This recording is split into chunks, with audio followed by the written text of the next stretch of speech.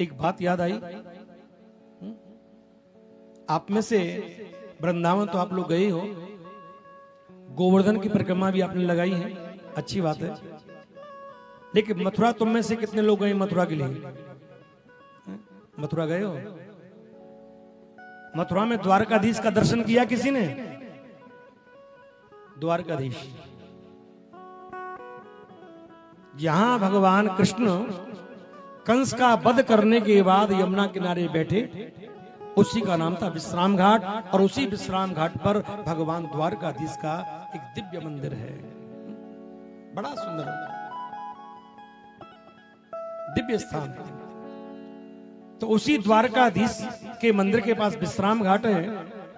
तो वहां पर विश्राम घाट पर यमुना किनारे पंडे लोग रहते हैं, 24 लोग। और वैसे भी मथुरा जो है ना, उनका राज्य है पांडे होगा, चतुर्वेदी होगा। चतुर्वेदी क्यों कहते हैं उनको? चारों वेदों का वो ज्ञान रखते हैं, इसलिए वो चतुर्वेदी कहलाए।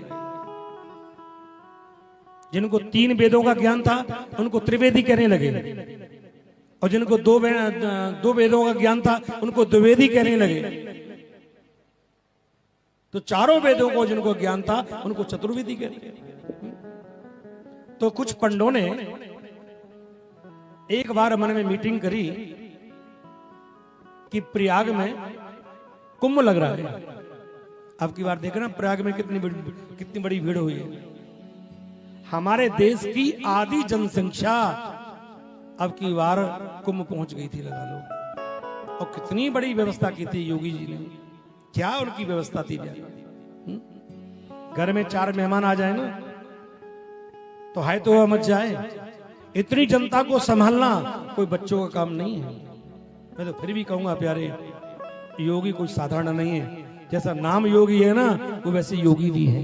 बोलो राधे राधे। बहुत उनका जो पावर है ना, बड़ी उच्च कोटि की है। गाइडेंस बहुत सुंदर है उनकी। तो मथुरा में विश्राम घाट पर 4 पंडे सोच रहे हैं कि प्रयाग का कुंभ लग रहा है, और इस समय मथुरा में लोग कम आ रहे हैं। जब कुंभ लगा ना तो किसी तीर्थ में लोग नहीं जा रहे थे, सारे तीर्थों में मंदिर खाली पड़े थे, धर्मशालाएं खाली पड़ी थी, सब कुंभ भाग रहे थे। तो 4 पंडों ने विचार किया कि चलो भैया हम भी प्रयाग चले। पर कैसे चलें? एक ने कहा चलो ट्रेन से चलेंगे, एक ने कहा प्लेन से चलेंगे, एक ने कहा टैक्सी से चलेंगे, तो चौथा बोला कहे को खर्च करो। एक बात बताऊं, जो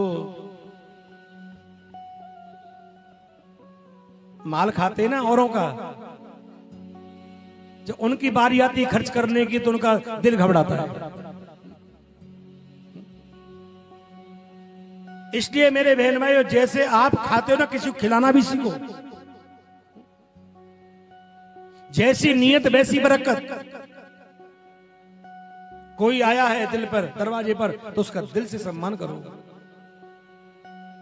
ना मालूम किस भेष में नारायण आ जाए, भगवान ये नहीं कहते मैं नारायण हूं, लेकिन भगवान सेवा करने वाले के द्वारे पर जरूर आते हैं।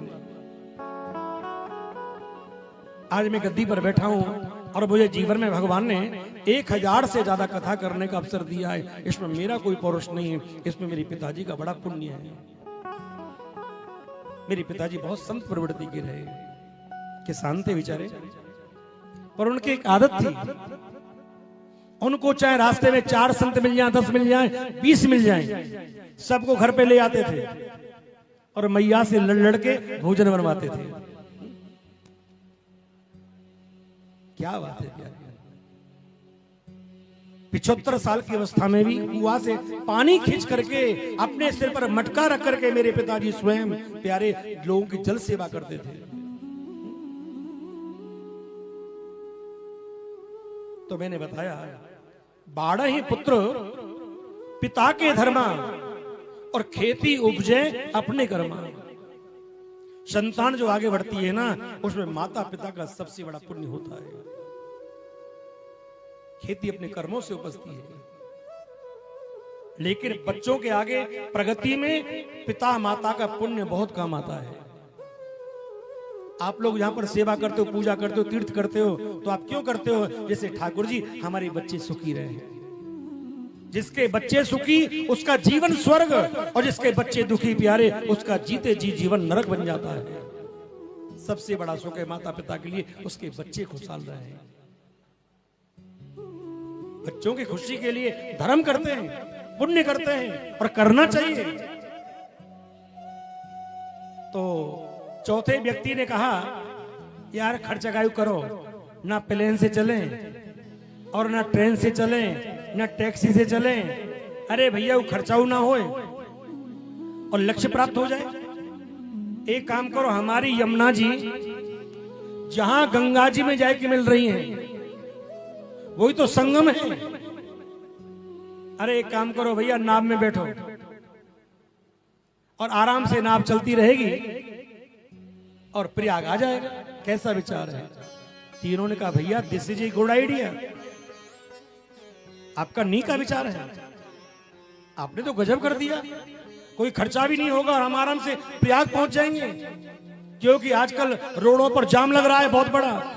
लोगों को 1 किलोमीटर निकलने में भी 10 घंटे लग रहे हैं। अब प्यारे चारों पंडों ने शाम के समय, मास्टर जी, चारों पंडों ने शाम के समय भांग घोटी, भांग,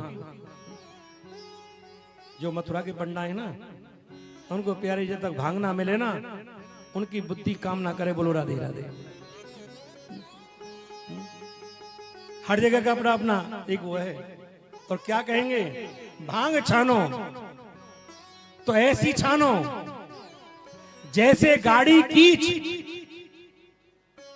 और घर के जाने मर गए और हम नशा के बीच। कैसे कैसे लोग।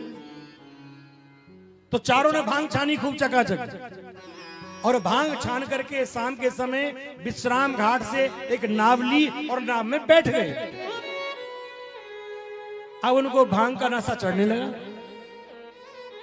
और क्या किया है, 2 व्यक्तियों ने बल्ली पकड़ ली और 2 लोगों ने चप्पू पकड़ लिया। 2 चप्पू चला रहे हैं और 2 बल्ली लगा रहे हैं। और ऐसा नशा चढ़ा उनको, ऐसा लग रहा था नाव कितनी तेजी से भाग रही है। पूरी रात मेहनत करी बेचारों ने, बल्ली लगाई, चप्पू लगाया। कई घंटे हो गए, दिन निकलने वाला है। कुछ लोग स्नान करने आए किनारे पर, जय यमुना, जय मैया यमुना ऐसे करते हुए, जय श्री जी। इधर प्यारे उनका नशा थोड़ा सा कम होने लगा, हवा लगी तो किनारे वालों से पूछने लगे चारों, ओ भैया किनारे वालों, अब हम कहां आ गए? ये कौन सा नगर दिखाई दे रहा है? किनारे वाले बोले, तुम्हारी फूट गई है, तुम्हें दिखाई नहीं पड़ रहा कौन सा नगर है? अरे मथुरा है, मथुरा। चारों बोले, काहे को झूठ बोलते, मथुरा है। पूरी रात नाव इतनी तेज चली, पूरी रात मेहनत करी, तुम करे मथुरा। अच्छा एक बात तो बताओ, मथुरा है तो मथुरा में कौन सी जगह आ गए हम? बन गए विश्राम घाट। बन के तुम झूठ बोल रहे हो। विश्राम घाट से चले, फिर सोचा आपस में कहीं ऐसा तो नहीं है कहीं भांग के नशा में आधी रात तक नाव को सीधा चलाया हो और आधी रात के बाद नाव की दिशा को उल्टा मोड़ करके विश्राम घाट आ गए। चारों असमंजस में पड़ गए। लेकिन देखा जब नशा उतरा तो कमी कहां निकली? कमी वहां निकली मेरे बहन भाइयों, जिसे खूंटे और रस्से से नाव बंध रही थी। जब नाव में बैठे तो खूंटे में से रस्सा खोलना भूल गए। पूरी नाव चलाई रात भर, लेकिन नाव थोड़ी भी आगे नहीं डिगी। इसी प्रकार से मेरे बहन भाइयों ध्यान रखना, हम भक्ति करते हैं, भजन करते हैं, यात्रा करते हैं, लेकिन जब तक प्यारे आप अपने दिल से वासना रूपी रस्सी को नहीं हटाओगे और साधना रूपी झाड़ू का सहारा नहीं लोगे तो कभी आपकी नौका आगे नहीं बढ़ेगी। साधना करने वाले को अपने विचारों में वासना की बात नहीं करनी चाहिए। जहां काम तहां राम ना, और जहां राम ता काम, और तुलसी कबू न रह सके रव रजनी एक ठाम। बहुत से लोग होते हैं ना, तीर्थ में जाएंगे तो वहां भी भगवान का भजन नहीं करेंगे, वहां भी वासना युक्त बात करेंगे, व्यर्थ की बातें करेंगे, भोग विलासता में पड़े रहेंगे। ये उसकी नासमझपना है। भगवान ने तो तुझे तेरा कल्याण करने के लिए अवसर दिया, लेकिन तेरी समझ में ना आए तो प्रभु क्या करे।